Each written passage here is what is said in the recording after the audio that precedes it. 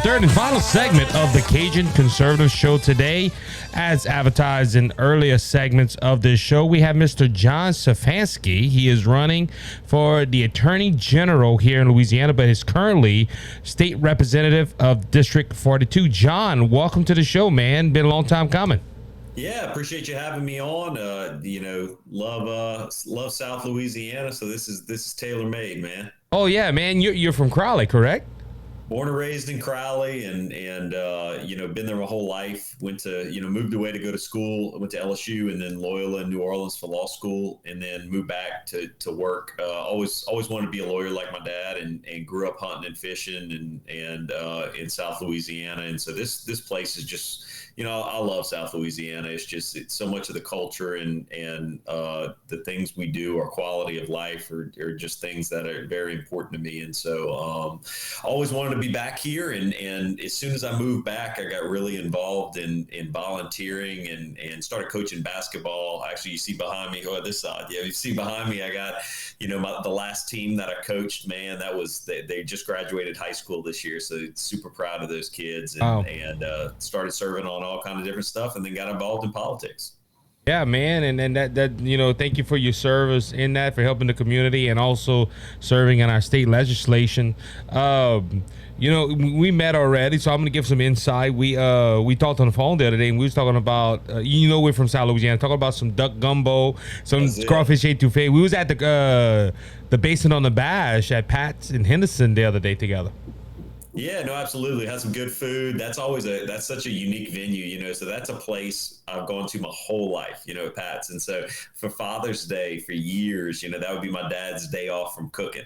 Okay. So we would always go eat on Father's Day because that was his day that he didn't have to cook. And so Pat's was on the rotation for years, especially when I was in college in Baton Rouge. It was a great meeting point between Crowley and Baton Rouge, so we'd always meet at Pat's and have dinner. And so that's just a special venue, and that, the Bash is such a cool thing. It's very not scripted.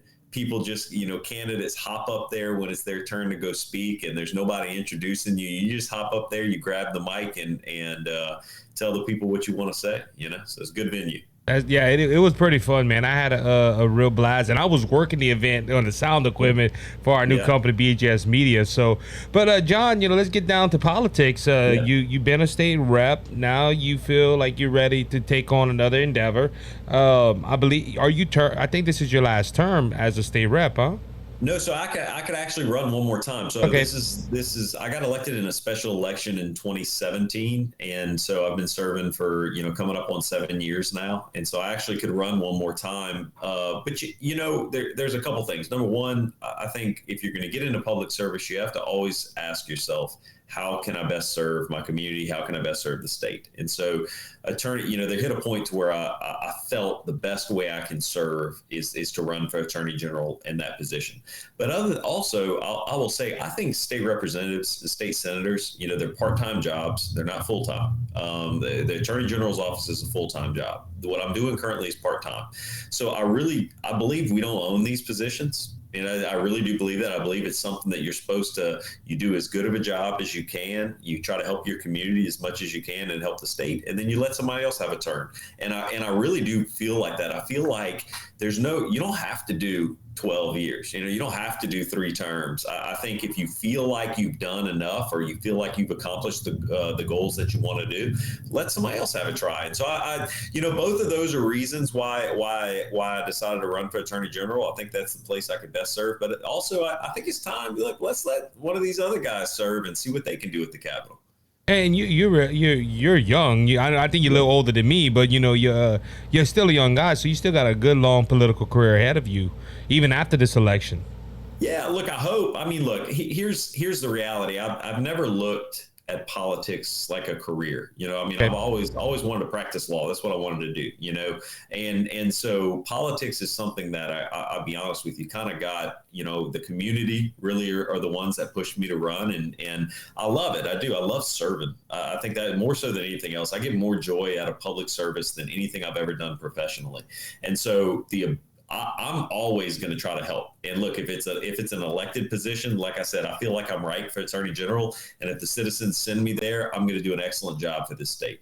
But if it doesn't work out, I'm going to find another way to serve. Look, I'll tell you, I loved basketball coaching. I just did, and if I have more free time, I'll go back to doing that again, and anything else in between. But I think if you're going to live in a community, my dad used to always tell me that if you're going to live in a community, you owe it to the community and to the state to give back and help improve it. And that's what I've always tried to do. Yeah, and so let's talk about that a little bit. Cause you're talking about, you said you were rep for 7 years. You go back to after, but let's talk about the election, because the election hasn't happened yet. Yeah, sure. What you kind of briefly talked about, but why Attorney General? Why that position? Yeah, so I mean, first I would say it's incredibly important. It's probably the second most important position in the state, next to the governor.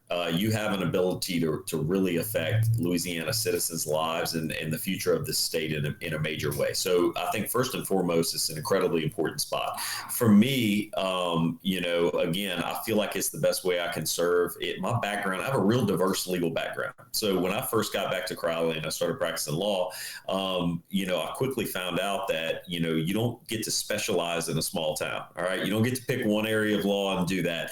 We're a firm that we do everything. So I mean, if you have whatever type of legal issue that you have, we try to handle it here. When I first moved back, I was the divorce guy in the custody.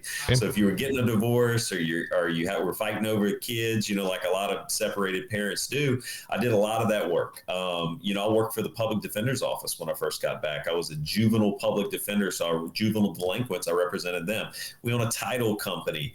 We do all sorts of civil litigation. I represent the sheriff, the assessor, and the clerk locally, so I do their legal work. So when I say I've done everything, I literally have done just about every type of law there is to practice in Louisiana. And what I think that does is it lends itself really, really well to the Attorney General's office. I know it's helped me tremendously as a legislator. It's helped me handle all sorts of different bills. When we were doing tort reform a couple of years ago, I was the guy that got asked to handle that bill. When the fentanyl bill came this year, I was the one that got asked to handle the fentanyl bill to try to curb some of this epidemic that's going on. And then when we did tax reform a few years ago, when I first got in the legislature, I was asked to handle a lot of the tax reform bills. So I feel just very well equipped to step into the Attorney General's office, handle any type of legal issue that we may have, represent citizens. A big part of that office as well is protecting your constitutional rights. Oftentimes the federal government oversteps their authority and they try to put basically a Washington agenda on Louisiana, and you have to have somebody who's willing to step up and fight. So that's an important part of the office. But another really important part of the office is crime. There's a criminal division in the Attorney General's office. In my opinion, that office can do a lot more when it comes to crime, and as a partner with DAs and as a partner with law enforcement around the state. So that's something I'm really, really passionate about as well. And you would have that background as a legislator to move in and say, look, this is what we can do. Because I know there's a lot of people that ride Jeff. They say, well, Jeff was more leaning towards the woke agenda and stuff. But like you said, the Attorney General's job is to stop that from coming into the constitutional rights of our citizens. But it would say, well, crime like in New Orleans is at an all-time high. But unless the DAs would ask Jeff, or if you would be privileged to get into the Attorney General's office, they would have to reach out to you and ask you for your help. You just can't step in there and take over the job. 100%. And it's what's called original jurisdiction. So in essence, the district attorneys written in our Constitution have the ability to prosecute cases in their geographic region. So wherever their districts are, it's their first authority to do that. So you're exactly right. The district attorneys really would have to ask me to come in and help. The difference, though, is in areas like, let's talk about New Orleans. New Orleans is the one that gets talked about the most, man. I mean, we have, I tell the story all the time, but I mean, my parents avoid the city, and a lot of people do that. They're avoiding this entire area because they don't like the culture that's there, or they're fearful to go near it. And to me, it's unacceptable. It's unacceptable that we wouldn't be able to travel in our own state. This is our state. All Yeah. right, it is. We were born here, we're raised here. I want to be able to go in every geographic area all over the state. And the fact that people are fearful to do that upsets me and tells me that we need to fix it. And so while it's technically correct that you have to have the DA's permission, here's what I would do. I would tell you from day one, I'm going to go sit down with the DA and go, I'm here to help. I'm here to help. I don't care. I'll be honest with you. I don't care what his agendas are. I don't care what his personal philosophies are when it comes to crime.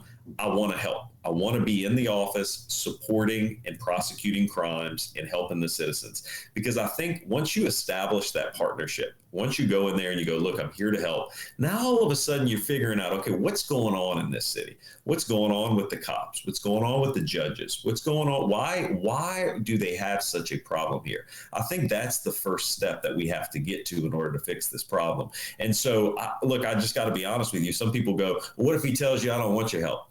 I just don't think that's going to happen. And the reason I say that is if you look back at my history in the legislature, it's been one of a coalition builder. I think God gave me a unique ability to find commonality with just about everybody. I think it's kind of the way I was raised. I always played sports growing up. I hunt, fish, I have a very diverse background dealing with all sorts of different people. And I think when I go in there with that approach of we're here to help, because look, I firmly believe this too. New Orleans can't fix this problem on their own. They cannot. All right. It's going to take every state asset in order to be able to get that city under control.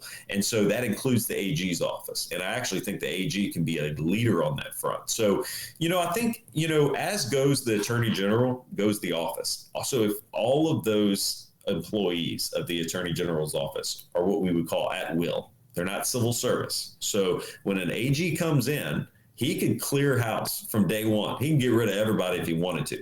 And I don't say that to say that's what I'm going to do. I say that to tell you that as goes the attorney general, goes that office. What he wants to focus on, what he wants to prioritize is what the office is going to do.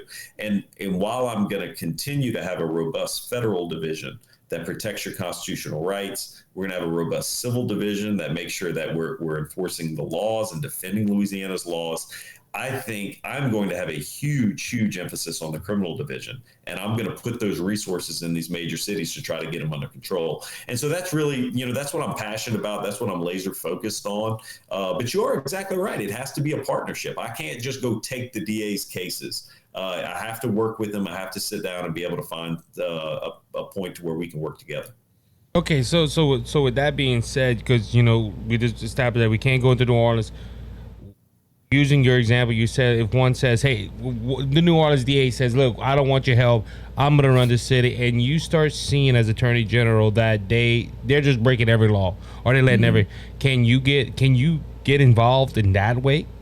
Absolutely. Yeah. So, I mean, look, every elected official in the state swears an oath to uphold the U.S. Constitution and Louisiana Constitution. And I mean, if there's an elected official who's breaking the law, either willfully or out of ignorance, absolutely, you can step up there and do that. I'm not letting my mind get there yet because I really think it needs to be one of a partnership.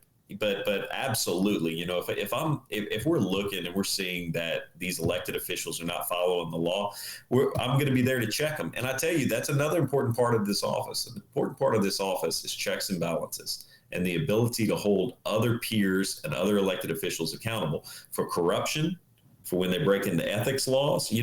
We created when Bobby Jindal was governor, we created what he called the gold standard of ethics laws. And so we really do. We have some of the strongest ethics regulations and laws in the country, but oftentimes it's only enforced, okay, when it comes to basically like the civil side, which is we have an ethics board that will fine you. Let's say if you do something wrong, the ethics board maybe will cite you or they'll send you a fine. We actually wrote all of those ethics laws into our criminal code. So you can actually prosecute someone for violating these ethics laws. And that's something that I think the Attorney General's office is in a perfect position to be able to do. And I really do mean what I say. I think the public, and look, this is Louisiana, all right? You grew up here, I grew up here, this is Louisiana. The stigma about Louisiana is that we're corrupt, that politicians are just out for themselves, that they're cutting corners, they're doing deals that are not legal. And I'll be honest, the AG is really the only person who has the ability and really has the independence to be able to do that. And I think that's incredibly important. And as AG, I'll tell you, that's what we're gonna do. I'm gonna hold anybody else in this state. If you're stepping out of line, I'm gonna hold you accountable, because I'm not the governor's attorney. I'm not the legislator's attorney. I'm not the Secretary of State and anybody else in between. I'm the citizens of Louisiana's attorney.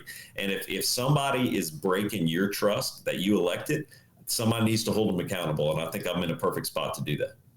On going with that, because Marty, Miss Liz, whoever gets into that position, y'all got some big shoes to fill with Jeff. Jeff did leave a lot of big shoes there, but Jeff did a great job. How do you continue on what Jeff has done?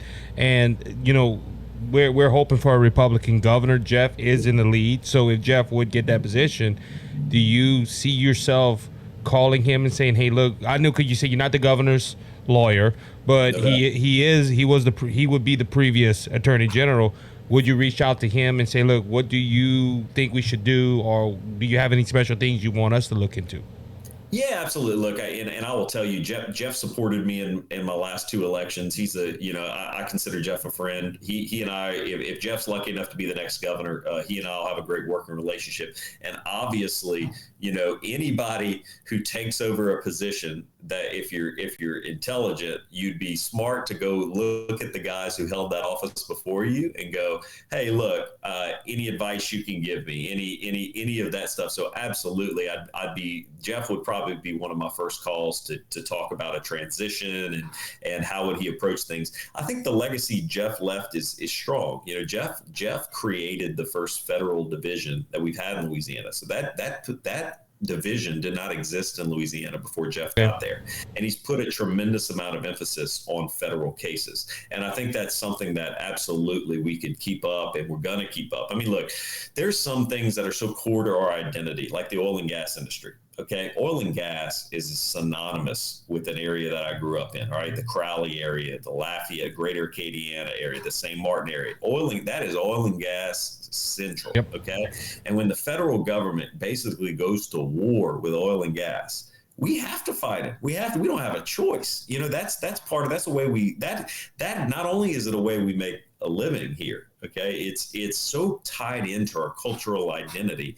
We owe it to the citizens to do that. So I think that's a great legacy that Jeff has left. But Jeff also left another great legacy, which is, if you watch what he has done over these past 8 years, he has provided a check on the executive department. So he's provided a check on the governor. And obviously, look, politically, they maybe couldn't very have been different, very different. And we understand that. But the legacy is still there of those two offices are separate. And if one is stepping out of line, the other has to be there to be able to check it. And I think regardless of party, that's a very important thing. Now, my hope is that, not my hope, I know, look, with a Republican governor and a Republican AG, that we're going to be working in tandem, more times than not. But at the same time, I think that's something that Jeff has really showed the citizens of this state, how important it is for those two offices to be independent. Yeah, and definitely with just not the government, the governor's administration, also with the national administration, with the Biden administration right now, and that he had a lot to do with that, because he played a big role in gun rights in a lot of cases, more than we can remember right now. Yeah. But John, one last thing I want to bring out, because we mentioned your two opponents, Marty Melee and Liz Moreau. Met all of y'all guys. You're all some great people. What I like about it, and I emphasize on this show a lot, to my knowledge, none of y'all have taken a shot at one another. It's basically like throwing punches. Y'all running on your resumes, and look, y'all all have great resumes, and I want to compliment you on that. And I told Marty already. Marty was on this show. I mentioned it to Liz at an RPEG meeting. Y'all guys, I like good, clean campaigning like that. Y'all not, well, this one did this one, that one did that one, and I think that's what Louisiana needs more of, because y'all do have some Democrats running. Take shots at them. Hey, that's I'm happy with that. But when you go after somebody in your own party, That is dangerous. And even on this show, I talk about Republicans. But at the same time, I have your number. I can call you. Hey, what's going on with this, John? And we could discuss this, and I can give my opinion as a commentator. But it don't look good when politicians attack each other, especially in the same party. Yeah, and what's upsetting is I think most of the times, look at all the races I've been involved in, it all starts off to where everybody's very friendly. I'll be honest, I have to spend more time with these people, than you can imagine. I mean, we're going to the same events, we're driving all over the same place. They really become friends. I got to be honest. I like to say that I don't consider anybody an enemy, but I mean, you really, when you start going to these same events with the same people, you develop a relationship. Look, everybody involved in this race, but particularly the Republicans, are well qualified. They're good people. I think they're all running for the right reasons. I think we all are, and so I don't have any, you won't hear anything bad out of my mouth. Look, obviously, if we got to a point where I have to defend myself, I'm always going to defend myself. Like my dad used to tell me, don't start the fight, but don't run from it. Right. You know what I mean? And so I've always had that attitude. But you're exactly right. When Republicans eat their own and they go after each other, it hurts our entire party. It hurts the state of Louisiana. And so my hope is that in this race, at least, we can have a good, clean race and it really is, politics, as I've learned over the years, it's a popularity contest, and you can frame it however way you want. But at the end of the day, the person that gains the most popularity is the one that's going to get the votes. And so that's really what it is. Let's let the citizens make a decision. Look, I feel well qualified to handle the job. I'm just passionate about this state. I'm a small town Louisiana kid who always dreamed of being a lawyer, and I just want our state to be better. I really do. And we have gotten so much bad government. All right. And I say that intently, out of our politicians over the history of Louisiana, that as citizens, we just deserve better. We do. We deserve better. And look, I think I'm well equipped for the office, and I hope to be that person. But regardless, I say this all the time to people, demand more out of your elected officials. Why do we let these elected officials get away with never improving and changing things? I mean, we're not a state, okay, that can sit back and go, things are running good, let's just stay the same. We can't, and I would tell you, even if, look, with the position I'm going for, even if you're sitting there and you go, I love the job that Jeff Landry did, all right, and I believe he did a great job. Look at our state and look at the metrics and look at all the factors that we rank each other when we compare to other states. We're not winning in those categories. All right. We have to change. We have to do things differently as a state if we ever want to improve. And so that, more so than anything, when I talk to citizens, I tell them that I go, look for the candidates who are willing to shake things up, because look, that is what we need as a state if we're ever going to be able to compete. There's no reason, and look, I'll leave you with this because I'm on a bit of a rant, but I will leave you with this.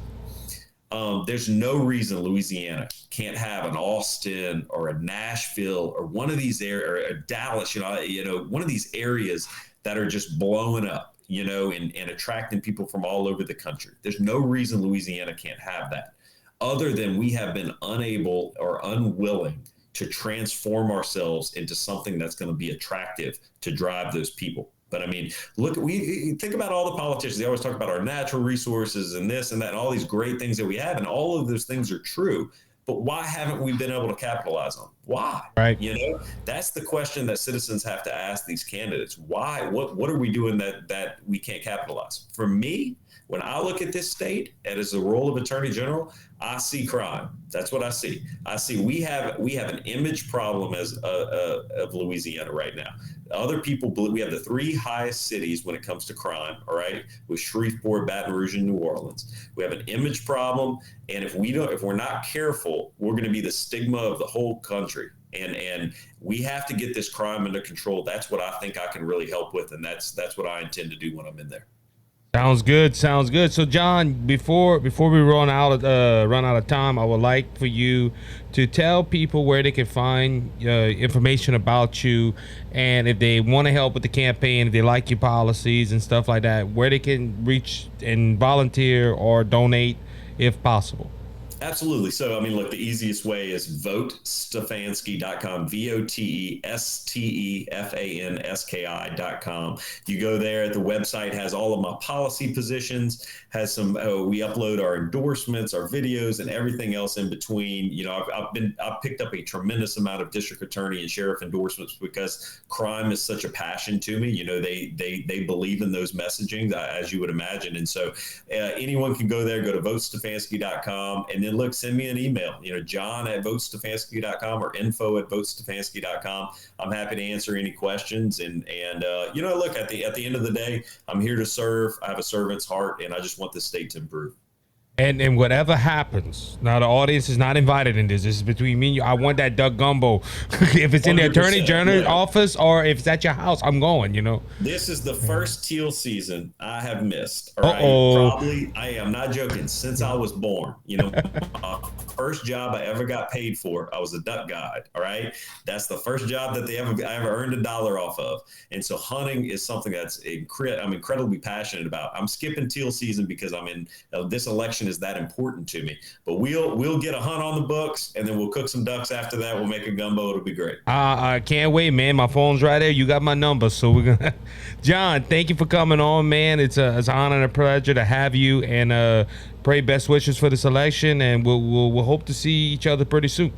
Sounds good, man. Appreciate you having me on. Thank you, John. That was John Stefanski running for Attorney General here in the state of Louisiana. That is one of the statewide elections that we'll be covering on October 14th, starting from 7 p.m. to 10 p.m. here at the Cajun Conservative Studios. We'll be looking at that race. We'll be looking at every other race going on in Louisiana that night. But until then, man, you know, hey, keep your ears out there. Keep getting knowledge of these candidates. This is why we have them on, to educate you, the citizen of Louisiana, and also across the country. So with that being said, that's going to end this episode of the Cajun Conservative Show today. We want to thank you as always for listening. Please like, please share, and go ahead and go to BGS Media Store, pick up a shirt or a hat, something like that, to help us out here. Until next time, be blessed, be encouraged. Remember, Jesus Christ is King. He's coming back. He's coming back soon, so don't be faint of heart, because Jesus has overcome the world. If you want to know Jesus, Lord and Savior, reach out to us here at the show, and we'll tell you how to make Jesus your Savior and heaven your home. Until the next podcast, you be blessed. Bye-bye. And he is the